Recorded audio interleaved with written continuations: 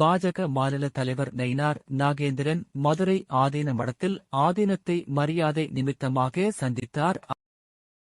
தொடர்ந்து செய்தியாளர்களிடம் பேசுகையில், மீனாட்சி அருளாட்சி செய்கின்ற இந்த மதுரை மண்ணில்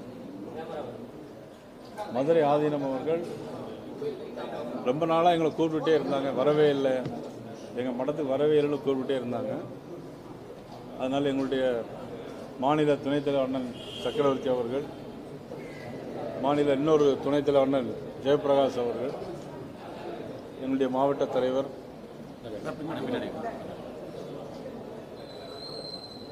மாரி சக்கரவர்த்தி மற்ற எல்லா நிர்வாகிகளோடு அவர் மரியாதை நிமித்தமாக நான் வந்து சந்திச்சிருக்கேன்.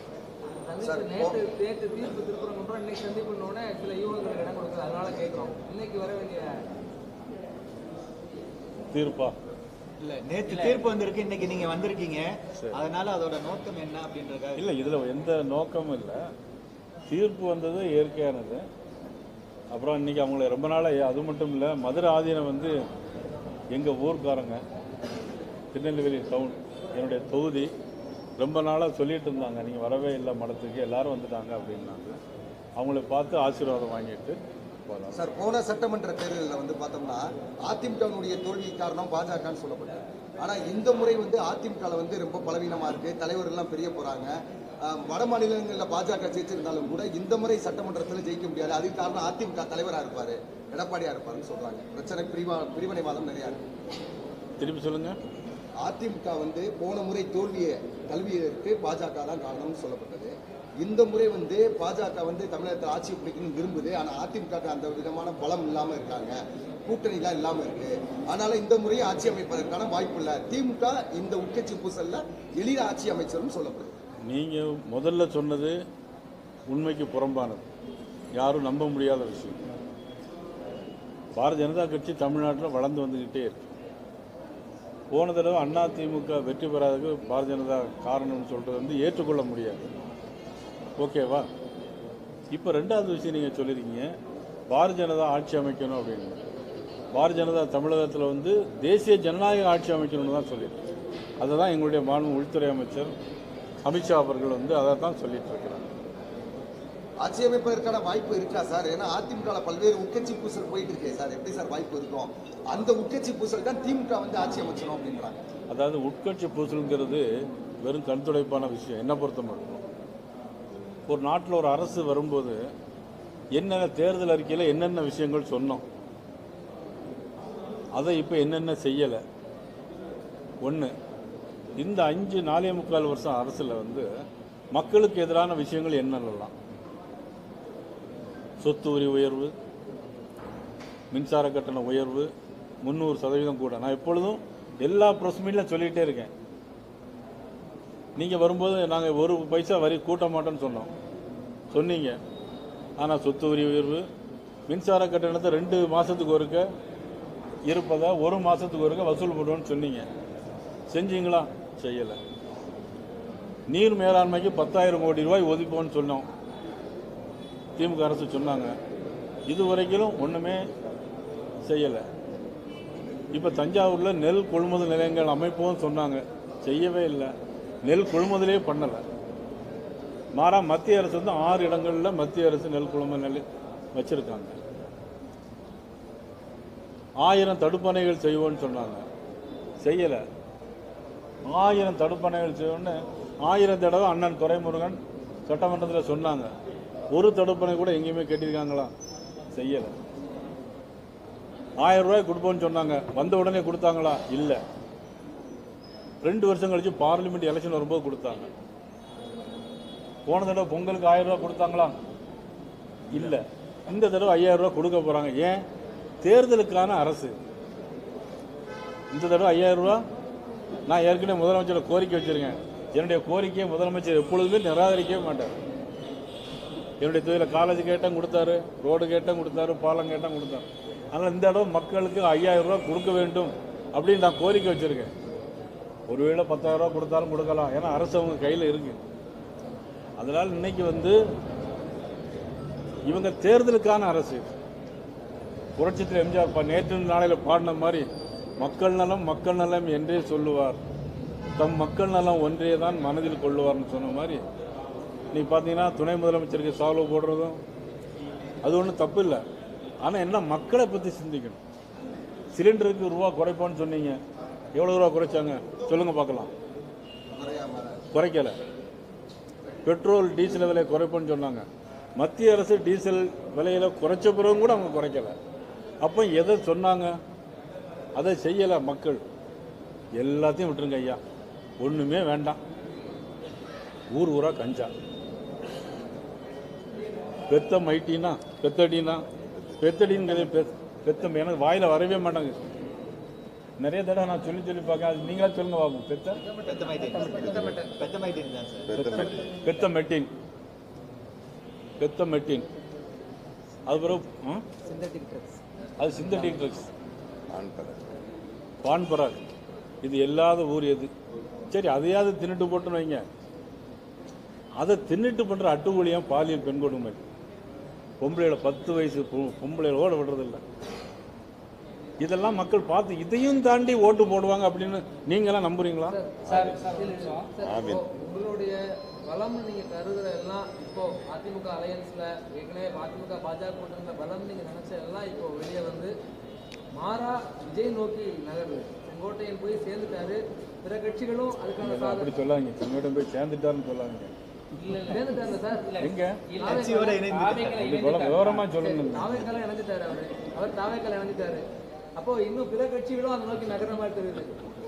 நேற்று இல்லை சார், நேற்று டிடிவி ஒரு வார்த்தையை சொல்றாரு, அதிமுக பலவீனமா இருக்கு, ரெட்டையில பலவீனமா இருக்கு, எடப்பாடிக்கு அந்த கேப்பபிலிட்டி இல்லை, திமுக எதிர்க்கிற கேப்பபிலிட்டி இல்லை.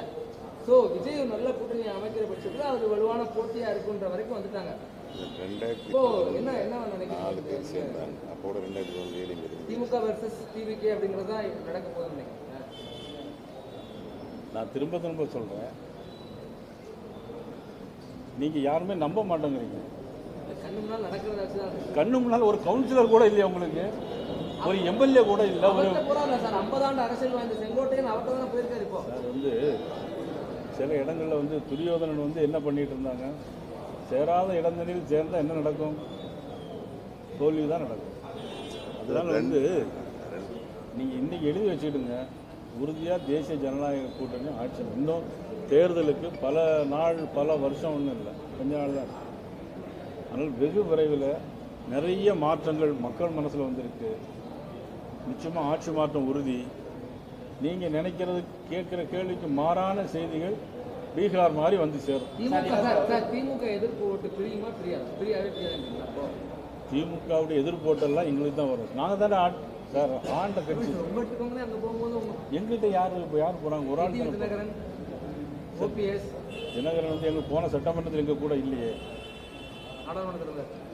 போன சட்டமன்றத்தில் மதிப்புக்குரிய டிடிவி தினகரன் எங்கள்கிட்ட கூட இல்லையே. அவர் இப்போ எங்கே போயிருக்காரு நீங்கள் சொல்கிறீங்க? நீங்கள் சொல்கிறது தவறு தானே? இல்லை, போன சட்டமன்றத்தில் அவர் இல்லை, எங்கள் கூட இல்லை.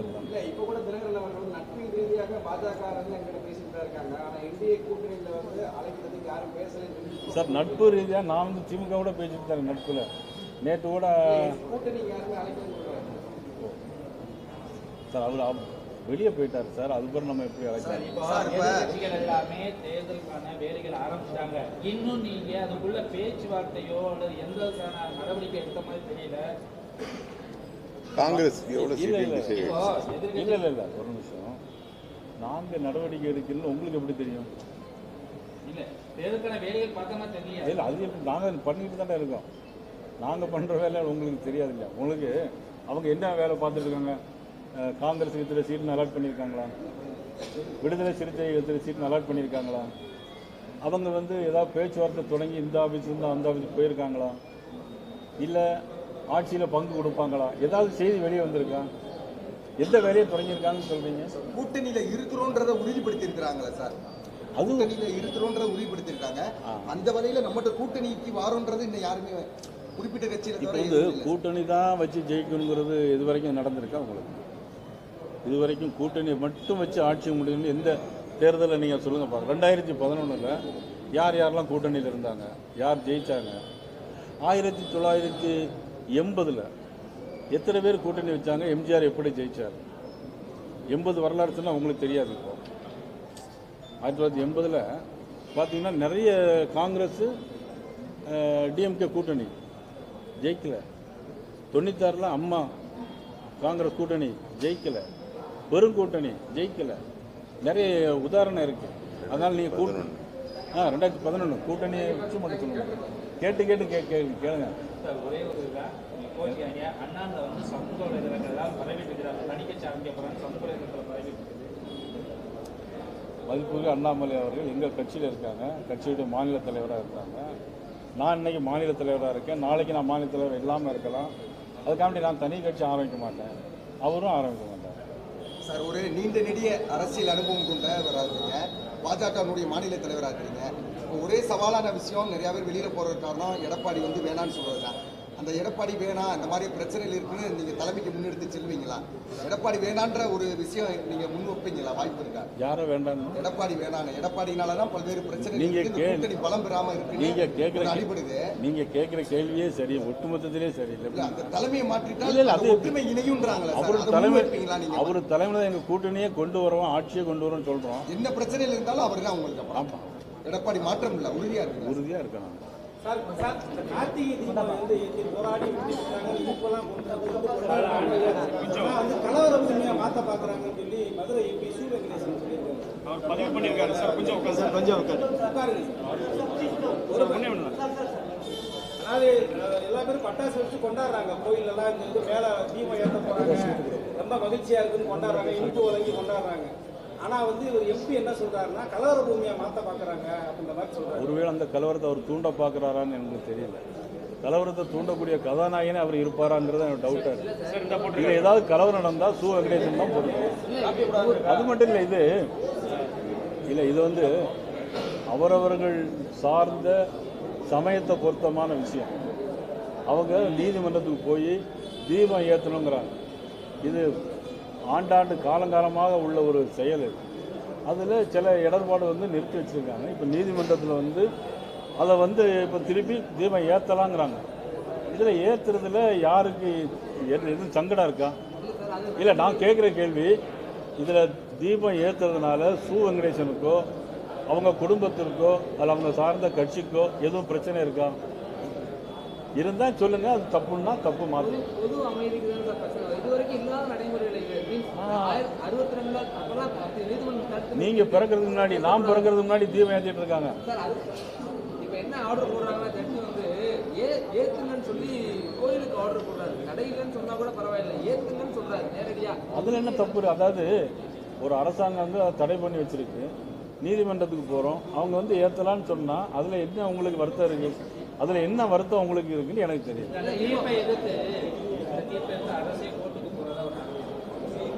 அதாவது ஒரே நிமிஷம், இவ்வளவு சொல்றீங்கல்ல, இன்னைக்கு மத்திய அரசு ஒரு திட்டம் கொண்டு வந்து எக்கனாமிக்கலி வீக்கர் செக்ஷன், அதாவது ஃபார்வர்ட் கம்யூனிட்டி. அதில் பார்த்தீங்கன்னாக்கி எல்லா கம்யூனிட்டி இருக்குது, புள்ளமார் இருக்குது, செட்டியார் இருக்குது, முதலியார் இருக்காங்க, முஸ்லீம் இருக்காங்க, உருது பேசக்கூடிய முஸ்லீம்ஸ் இருக்காங்க. அது 10% மத்திய அரசு இடஒதுக்கீடு கொடுத்துருக்கு. ஆனால் இந்த அரசாங்கம் அது கொடுக்கக்கூடாதுன்னு சொல்லுது. எந்த விதத்தில் நியாயம் அது? நீதிபதி மேல ஏத்தலாம்னு சொல்றாங்க, இன்னும் அவங்க நடவடிக்கை எடுக்கல, இன்னும் முடிவு எடுக்கலன்னு சொல்றாங்க சார். நீதிபதி ஏத்தலாம்னு சொல்லுங்க, அதுக்கு தான் நீங்க கேள்வி கேட்டீங்க. நடவடிக்கை எடுத்திருக்காங்களா இல்லையாங்கிறது அதிகாரிகள் நடவடிக்கை எடுக்கும். அதிகாரிகள் யாருடைய கையில் இருக்கு? இன்னைக்கு தமிழ்நாடு அரசாங்கம் கையில். தீபம் ஏத்தலாம்னு சொல்லியிருக்காங்க. அப்போ கோயில் நிர்வாகமே இதை வந்து உங்களுக்கு சார்பாக கோயில் ஏற்றுறதுக்கான இல்லை, அது ஜட்ஜ்மெண்ட்ல என்ன சொல்லியிருக்காங்கிறது தெரியல. அது இப்போ நான் உங்க கேட்குற இல்லை ஏற்றலாம், நானே ஏற்றலாம்னு சொல்ல முடியாது. அதாவது என்ன நடைமுறையில் இருக்கோ, எப்படி நடைமுறை சிக்கல் இல்லாமல் பண்ணணுமோ. இதில் சு வெங்கடேசனுக்கு என்ன இருக்கு?